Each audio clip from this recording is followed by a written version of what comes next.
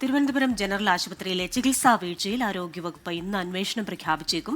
കാട്ടാക്കട സ്വദേശിയായ 26 വയസ്സുകാരി സുമയ്യയുടെ തൈറോയ്ഡ് ഗ്രന്ഥി നീക്കം ചെയ്യൽ ശസ്ത്രക്രിയയ്ക്കിടെയാണ് 50 സെന്റിമീറ്റർ നീളമുള്ള വയർ നെഞ്ചിൽ കുടുങ്ങിയത്. റിനു ശ്രീധറുണ്ട് വിവരങ്ങളുമായി ഇപ്പോൾ തിരുവനന്തപുരത്ത് നാം. റിനു, ഈ മുഖ്യമന്ത്രിക്ക് ഉൾപ്പെടെ പരാതി നൽകുമെന്ന് കൂടി സുമയ്യ പറയുന്നുണ്ടല്ലോ. ഒരു അന്വേഷണത്തിലേക്ക് കടക്കും ആരോഗ്യവകുപ്പ്. റിനു,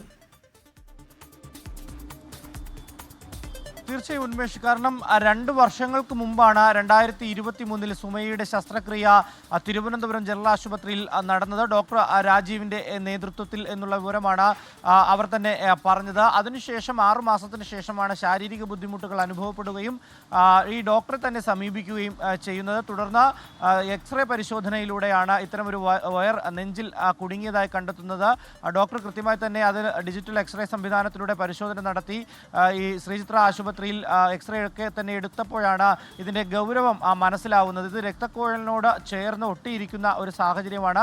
താക്കോൽ ദൂര ശസ്ത്രക്രിയയിലൂടെ പുറത്തെടുക്കാമെന്ന് കരുതിയെങ്കിലും അത് നടക്കില്ല എന്നുള്ളത്. കാരണം ഇനി ജീവിതകാലം മുഴുവൻ ഈ സുമയ്യ ഈ വേദന അനുഭവിക്കേണ്ടി വരും എന്നുള്ളതാണ് ഏറ്റവും പ്രധാനപ്പെട്ട ഒരു കാര്യം. ഇന്നലെ തന്നെ DMOയ്ക്ക് പരാതി നൽകിയിട്ടുണ്ട് സുമയ്യയും ബന്ധുക്കളും.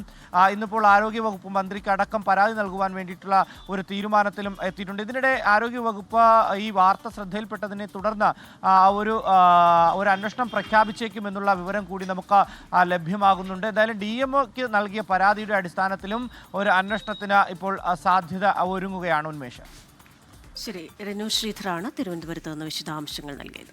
ലോകത്തെവിടെയായാലും ഏത് സമയത്തും 24 വാർത്തകളും ഓഗ്മെന്റഡ് റിയാലിറ്റി പാക്കേജുകളും എക്സ്പ്ലെയിനറുകളും വിശദമായി കാണാൻ ഞങ്ങളുടെ YouTube ചാനൽ നിങ്ങൾക്ക് സബ്സ്ക്രൈബ് ചെയ്യാം.